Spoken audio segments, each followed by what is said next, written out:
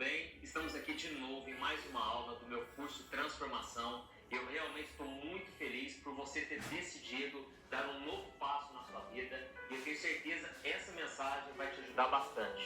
Porque muitas pessoas, elas querem saber como agradar a Deus, como viver de acordo com a vontade de Deus. Então nós vamos falar quais são as principais características de um cristão, de um verdadeiro homem e mulher de Deus, tá bom? Eu estava analisando na internet e, segundo o último dado do IBGE, 87% dos brasileiros se dizem cristãos. Olha a quantidade de gente. A maioria das pessoas se dizem cristãos aqui no Brasil. Mas será que isso é realmente verdade? Será que a pessoa é simplesmente uma pessoa que vai na igreja e por causa disso ela se diz cristã? Ou porque ela segue uma tradição de religião, né, que ela já vem trazendo da sua família e por causa disso ela acha que tem Jesus na sua vida. Mas nós vamos observar aqui que existe o falso cristão, aquele que é um cristão só de fachada, aquele que vive de uma maneira totalmente diferente daquilo que Deus espera dele. Então eu vou te mostrar quais são as características. Mas antes disso, antes de tudo, é muito importante você entender que o cristão não é aquele, como eu disse, que vai na igreja, que somente segue normas de uma igreja. Não. Cristão é aquele que nasceu de novo, aquele que entregou a sua vida para Jesus, reconheceu que ele é pecador e que Jesus é o seu único Salvador. Então esse é o verdadeiro cristão, aquele que primeiramente ele entregou a sua vida para Jesus de coração e se arrependeu dos seus pecados. Então eu vou ler para você o que Jesus disse. Nem todo aquele que me diz Senhor, Senhor entrará no reino dos céus, mas apenas aquele que faz a vontade de meu Pai que está nos céus. Muitos me dirão naquele dia, Senhor, Senhor, não profetizamos nós em teu nome? Em teu nome não expulsamos demônios e não realizamos muitos milagres? Então eu lhes direi claramente, nunca os conheci. Afastem-se de mim vocês que praticam o mal. Essa aqui é uma das maiores advertências que Jesus faz para mim e para você. Jesus quis dizer que naquele dia, no dia do julgamento, muitas pessoas vão ter uma surpresa desagradável. Elas vão achar que vão entrar nos céus, porque elas expulsavam demônios, curavam enfermos, elas faziam tantas coisas, mas o coração delas nunca havia se convertido realmente. Elas nunca haviam se arrependido dos seus pecados, tanto é que elas continuavam praticando o mal, continuavam fazendo aquilo que desagrada a Deus. Então Jesus deixou bem claro que no céu vai entrar aqueles que fizeram a vontade do Pai. Então você tem que entender que tudo que Jesus diz aqui nos evangelhos é para o seu bem, é para que você esteja perto dele, que você caminhe em vitória, sabe? Jesus não quer te passar medo, ele não quer que você viva aprisionado, sabe? Se sentindo a pior pessoa. Então quer dizer que eu não vou entrar no céu, porque eu não faço a vontade de Deus, eu tenho tantas falhas, tantos pecados. Não. Jesus quis dizer a respeito desses homens que eles não tinham verdadeiro arrependimento. Esses homens, eles praticavam o mal. E a Bíblia diz que aquele que nasceu de novo, ele não vive mais na prática do pecado. Ele pode sim cair em tentação, ele pode pecar, e nós vamos continuar pecando até o último dia da nossa vida. Mas se nós nascemos de novo, agora o Espírito Santo de Deus está dentro de nós, e ele nos convence do nosso pecado, tá certo? Então Jesus disse essas palavras para trazer libertação. A verdade dói, mas ela liberta, amém? Então eu vou te mostrar 3 características principais que todo cristão tem, tá bom? A primeira característica, o verdadeiro cristão é um discípulo de Jesus. Eu não sei se você sabe, mas o discípulo é aquele que segue os passos do mestre. E tudo começou quando Jesus, ele morreu e ressuscitou. Então os discípulos ficaram aqui na terra e agora eles tinham o desafio de seguir os passos de Jesus. Eles começaram a praticar as mesmas obras que o mestre, ao ponto deles serem castigados, ao ponto deles serem perseguidos, mas eles tinham as mesmas reações e as pessoas se impressionavam. E no livro de Atos, capítulo 11, mostra que pela primeira vez eles foram chamados cristãos. Não porque iam em alguma igreja, porque na época não tinha igreja de tijolos como a nossa, mas porque eles demonstravam com o caráter deles, com as palavras, com as atitudes, que eles eram muito parecidos com Cristo. Então vamos refletir aqui o que Jesus fazia, que nós devemos fazer também. Em primeiro lugar, Jesus amava os pecadores. Jesus amava todas as pessoas. Não que Jesus concordasse com os beberrões, com as prostitutas, com as pessoas que eram desprezadas pela sociedade. Não, mas ele fez questão de demonstrar amor por elas, porque Jesus sabia que o amor, ele cobre multidão de pecados. É isso que a Bíblia diz. O amor, ele faz com que a pessoa reflita sobre as atitudes dela, sabe? Em vez de nós ficarmos apenas apontando o dedo. Então, quando nós nos convertemos, nós ganhamos um conhecimento da Bíblia, nós começamos a aprender com o Senhor, e isso pode ser um perigo, porque nós podemos começar a achar que nós somos melhores que os outros, que agora nós conhecemos a verdade, agora nós estamos na luz e os outros estão nas trevas, sabe? E nós precisamos pedir para Deus nos dar amor pelos pecadores. Quando você sentir raiva de um pecado de alguém, comece a pensar, não, eu também tenho os meus pecados, sabe? Eu não estou querendo dizer que você vai apoiar o que a pessoa faz, mas que você tem amor nas suas palavras, nas suas atitudes, tá certo? Não quer dizer também que você vai ter que conviver com essa pessoa bem próximo, sabe? Com intimidade. Não. Tem pessoas que realmente nós vamos ter que manter uma certa distância, porque nós não combinamos mais com o estilo de vida. Mas não quer dizer que você deve agora parar de respeitar essa pessoa, parar de demonstrar amor, tá bom? E esse amor é algo que Deus coloca no seu coração. Então peça para o Senhor te dar amor pelos pecadores, pelas pessoas que ainda não têm talvez o conhecimento que você tem, ou até mesmo o comportamento que você tem. Quando a gente vê aquele exemplo daquela mulher que foi flagrada em adultério, né? Jesus, ele em momento algum jogou pedras nela, ele mesmo falou para ela, mulher, eu não te condeno, vai e não peques mais, para que não te suceda coisa pior. Então Jesus não cobrou daquela mulher, ele não exigiu daquela mulher uma postura, porque Jesus sabia que aquela mulher, talvez a única coisa que ela aprendeu na vida dela foi viver na dependência de homens, sabe? Talvez aquela mulher não se valorizasse. E aquela mulher, ela foi transformada, porque Jesus demonstrou amor a ela. Então você não tem que ficar exigindo das pessoas o que elas não podem ainda oferecer, porque elas precisam primeiro, como eu disse, passar por esse novo nascimento. Elas precisam ser transformadas. E já que você foi transformado, o que você tem que fazer para elas é orar por elas, aconselhar no que for preciso, mas não fique apontando o dedo, tá bom? Então Jesus, ele amou as pessoas. O segundo ponto que eu vejo que Jesus fez, ele ofereceu perdão. Quando nós lemos o Evangelho, nós vemos que Pedro negou Jesus 3 vezes, mesmo tendo caminhado com Cristo por 3 anos, mas Jesus o perdoou. Até mesmo Judas, quando Judas foi traí-lo, Jesus, ele estava oferecendo perdão ali, né? A Bíblia diz que Judas, ele não quis saber, ele se recusou a se arrepender, ele tomou uma atitude diferente de Pedro, porque Pedro, ele pecou, mas ele se arrependeu e ele deu a volta por cima, e Judas não, ele decidiu acabar com a sua própria vida, certo? Mas Jesus, ele falou, amigo, por que você está me traindo? Ou seja, Jesus não estava guardando mágoa no seu coração. Então, eu sinceramente, eu não consigo entender como é que tem cristãos, pessoas de Deus, dizendo que não perdoam fulano, o ciclano, sabe? Ah, aquele irmão, eu não consigo olhar na cara dele, aquele irmão não presta, sabe? A pessoa não consegue liberar o perdão. Aonde está o amor de Cristo no coração dessa pessoa, sabe? Então, se você é um cristão verdadeiro, você tem que seguir os passos de Cristo, e esses passos começam pelo perdão, pelo amor. A própria Bíblia diz, olha, perdoem como Cristo os perdoou. Então a melhor maneira de você perdoar uma pessoa é você se lembrar de quem você era e do tanto que Deus teve que te perdoar. Porque você também tem muitas falhas, assim como qualquer pessoa, tá certo? Então você precisa perdoar. Então peça para Deus tirar toda a mágoa, toda a amargura, tá certo? O próprio Jesus disse que nós devemos abençoar aqueles que nos maldizem, sabe? E abençoar significa falar bem, sabe? Então quando alguém fizer algo contra você, busque não falar mal dessa pessoa, porque senão vai ficar cada vez mais difícil você perdoar ela. Então, comece a profetizar, não, que Deus tenha misericórdia dessa pessoa, eu abençoo essa pessoa em nome de Jesus, tá certo? O perdão tem que fazer parte da sua vida. Uma outra característica que eu vejo em Jesus é que Jesus sempre repartia o pão. Jesus sempre pensava nas outras pessoas. Jesus não era egoísta, pelo contrário, ele era generoso, caridoso. Jesus sempre fazia o bem para as pessoas. E nós devemos ter essa mesma atitude, porque assim nós vamos ser reconhecidos como discípulos de Jesus. Então Jesus, mesmo tendo nada, ele enriquecia a vida das pessoas. Então Jesus veio a este mundo com o propósito de servir as outras pessoas. E ele mesmo diz, é melhor dar do que receber. Então que você tenha essa mesma atitude. Você não precisa ser rico, você não precisa ter muitos bens, não.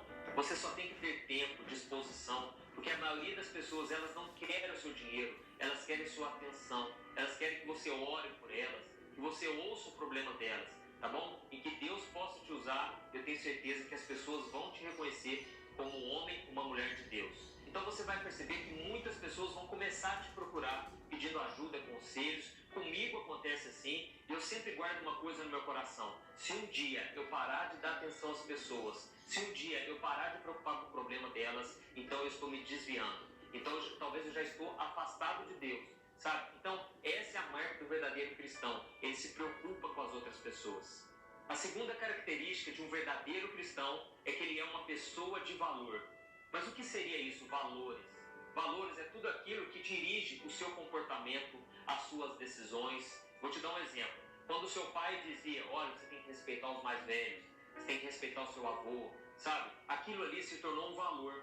E no mundo aqui nós aprendemos muitos valores bons, valores de Deus.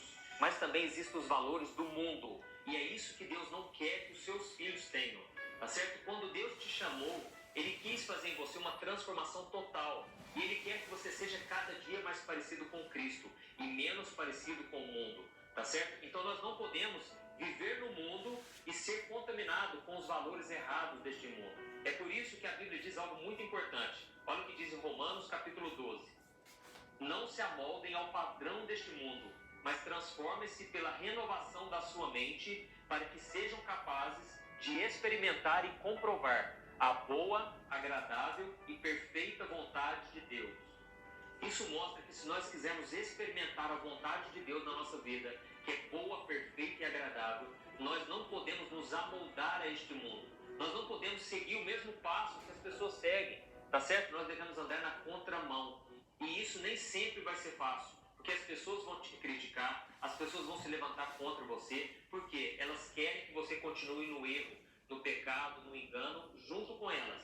Mas agora você não vai. Você vai agora querer fazer a vontade de Deus. Você vai querer esperar em Deus. Você vai querer viver em santidade. As pessoas vão dizer: ah, mas o que tem fazer isso? O que tem você ir na balada junto com a gente? Você fumar um baseado aqui junto com nós, sabe? As pessoas vão querer que você faça a mesma coisa que elas. Mas agora não, você quer fazer a vontade de Deus. Então isso pode trazer perseguição.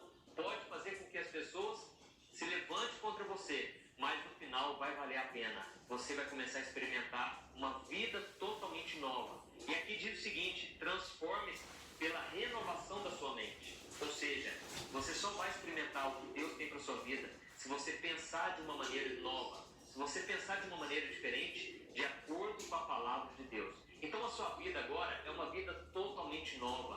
Não adianta você querer pensar da mesma forma que você pensava antes.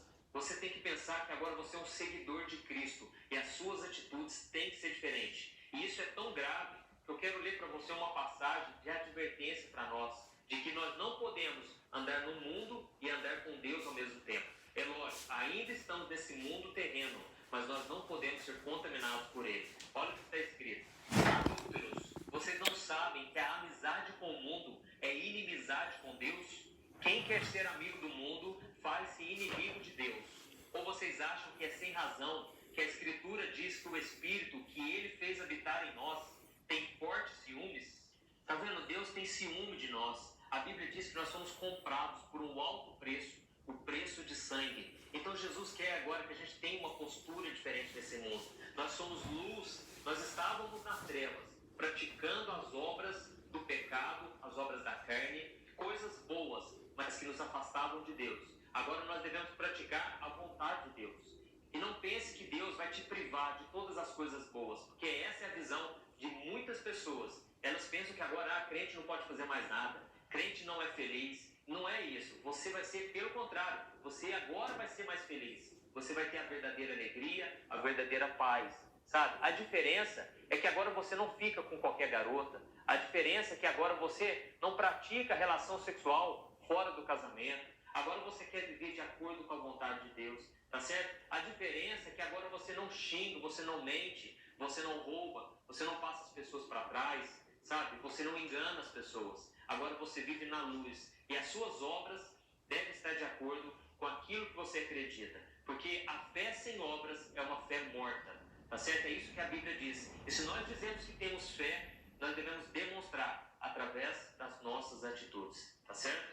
A terceira característica de um verdadeiro cristão é que ele faz a obra de Deus. A pessoa que entregou sua vida para Jesus, agora ela não vive mais para si mesma. Ela busca os interesses de Deus, do seu Pai. Então ela busca fazer as obras que Jesus fez. Jesus, ele orava pelas pessoas, ele anunciava o reino de Deus. Nós também precisamos contar para as pessoas que elas precisam se arrepender, que elas precisam entregar a vida delas para Jesus. E muitas vezes Deus vai nos usar para trazer cura, para trazer restauração. Não que a gente mereça isso, nós somos falhos, somos pecadores. Mas quando Jesus subiu ao céu, ele enviou o Espírito Santo. Então, se você entregou sua vida para Jesus, você já tem um bem mais valioso. A Bíblia diz que o tesouro verdadeiro está dentro de vasos de barro. Você é esse vaso de barro. Esse vaso que é frágil, a qualquer momento ele quebra, sabe? Mas dentro de você tem um tesouro, que é o Espírito Santo. E o Espírito Santo, ele vai usar a sua vida. Ele quer te usar para trazer salvação, para trazer cura, libertação. Eu quero ler uma passagem que Jesus prometeu aos seus discípulos. Não apenas aqueles, os apóstolos, mas a mim e a você. Olha o que está escrito. Estes sinais acompanharão os que crerem. Em meu nome expulsarão demônios, falarão novas línguas, pegarão em serpentes, e se beberem algum veneno mortal, não lhes fará mal nenhum. Imporão as mãos sobre os doentes, e estes ficarão curados. Glória a Deus. Isso aqui está disponível para mim e para você. Nós que cremos no nome de Jesus. Jesus nos deu o seu nome. A Bíblia diz que quando Jesus já havia ressuscitado, os discípulos, então, eles foram cheios do Espírito Santo e eles começaram a evangelizar. E certa vez, Pedro e João, eles estavam indo orar e na beirada ali da igreja, tinha ali um homem que era mendigo e ele não conseguia andar. Então, quando ele viu Pedro e João, a primeira coisa que ele fez foi pedir esmolas. Só que Pedro e João não tinham esmolas. Então, ele virou para aquele mendigo e falou o seguinte: olha, não tenho ouro nem prata, mas o que eu tenho, eu te dou. Em nome de Jesus, levanta e anda.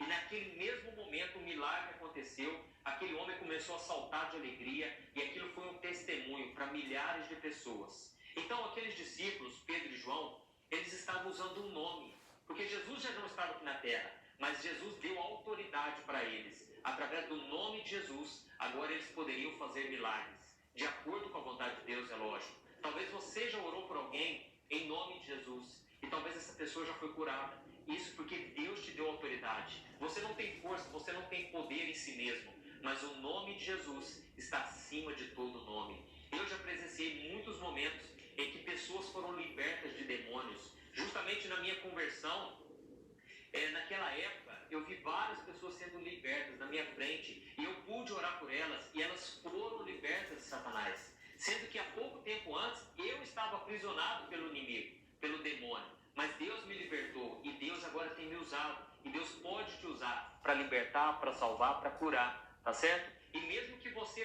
faça isso, quando tiver algum enfermo aí na sua família, seja ousado, tenha coragem.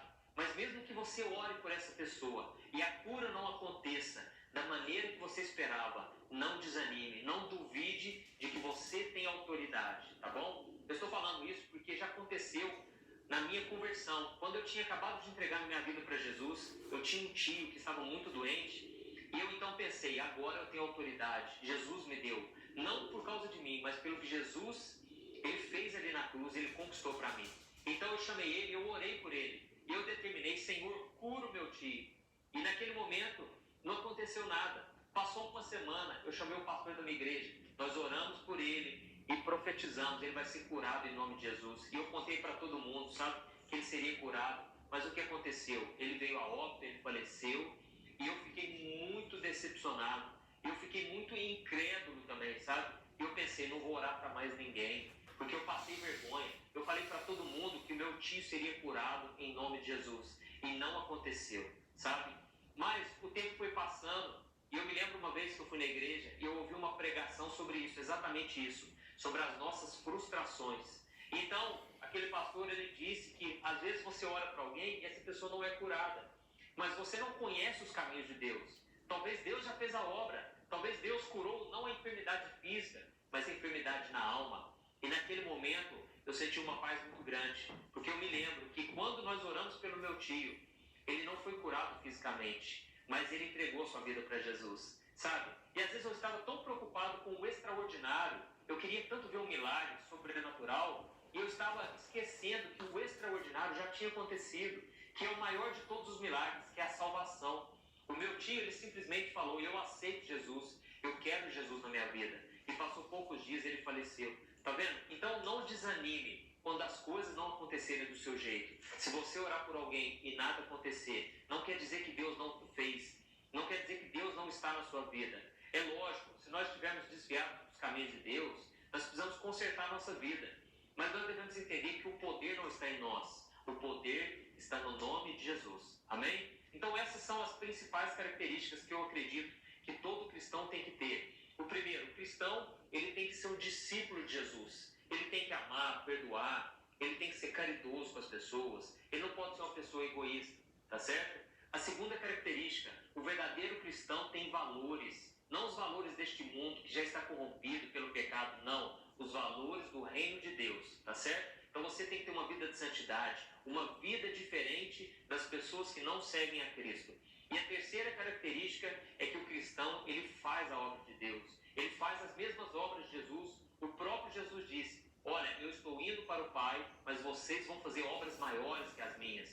Porque Jesus disse, eu não vou estar aqui mais, mas vocês vão ter uma vida inteira. Jesus teve apenas 3 anos, nós temos uma vida inteira no qual Deus pode nos usar, basta que nós oremos e vivamos na dependência dele. Amém? Espero você no próximo vídeo. Deus abençoe.